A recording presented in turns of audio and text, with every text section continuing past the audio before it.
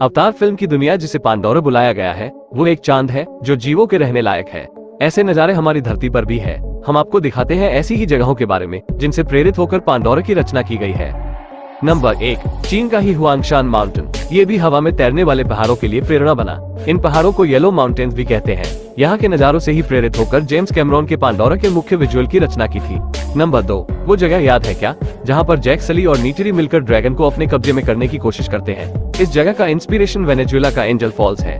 ये बोलीवार प्रांत के ग्रांड सबाना इलाके में स्थित है। ये दुनिया का सबसे ऊंचा झरना है, करीब 979 मीटर यानी लगभग 1 किलोमीटर ऊंचा।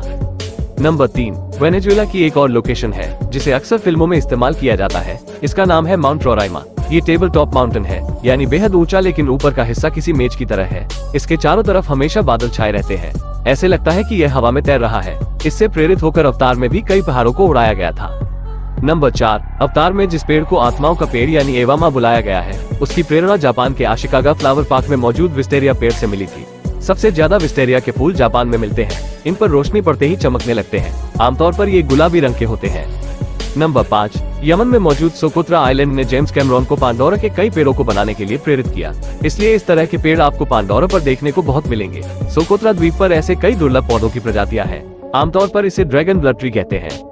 नंबर 6, पांडोरा के आसमान को बनाने के लिए जेम्स कैमरॉन ने धरती के ध्रुवों पर दिखने वाली नॉर्दर्न लाइट्स का सहारा लिया है। इसलिए पांडोरा के आसमान में हमेशा खूबसूरत रंगीन रोशनी तैरती रहती है। आमतौर पर northern lights Canada, Alaska, Finland जैसे उत्तरी देशों में देखने को मिलते हैं। नंबर 7, न्यूजीलैंड में मौजूद वेटोमो रुपुरी गुफा में अगर आप जाते हैं तो आपको दिखाई पड़ेगी ढेरों रोशनी फेंकने वाली कीड़े। इनकी वजह से ये गुफा चमकती रहती है। इसी गुफा से प्रेरित होकर जेम्स कैमरॉन ने अपनी फिल्म के कई सीन में चमकते हुए पौधे, पेड़, कीड़े, तितलियां, मछलियां दिखाए हैं। नंबर 8, पांडोरा की नदियों, झरनों और गुफाओं के पानी में दिखने वाली चमक का इंस्पिरेशन जमाइका के ल्यूमिनस लेगून से मिला था। इन्हीं से प्रेरणा लेकर फिल्म में दिखाए गए नावी अवतारों को भी रात में चमकदार बनाया गया था। लेगून में खासतौर से बायोल्यूमिनेसेंट छोटे जीव होते हैं जो समुद्र की लहरों को चमकदार बनाते हैं। नंबर 9, वैज्ञानिकों ने पेंड्रा जैसे ग्रह को भी खोज निकाला है, लेकिन कुछ ऐसे ग्रहों को खोजा है जिनके चंद्रमा पेंडोरा जैसे दिखते हैं। खगोलविदों का मानना है कि सुपरहिट हॉलीवुड फिल्म अवतार में दिखाए गए चंद्रमा पंडोरा के समान ही चंद्रमाओं पर एलियन को खोजा जा सकता है। खगोलविदों ने यह निष्कर्ष 15 नए पिंडों की पहचान करने के बाद निकाला है। ये ग्रह तारों की ऐसी कक्षा में चक्कर लगा रहे हैं जहां जीवन जैसी स्थितियां हो सकती हैं। इन सभी का आकार बृहस्पति या नेपच्यून की तरह है।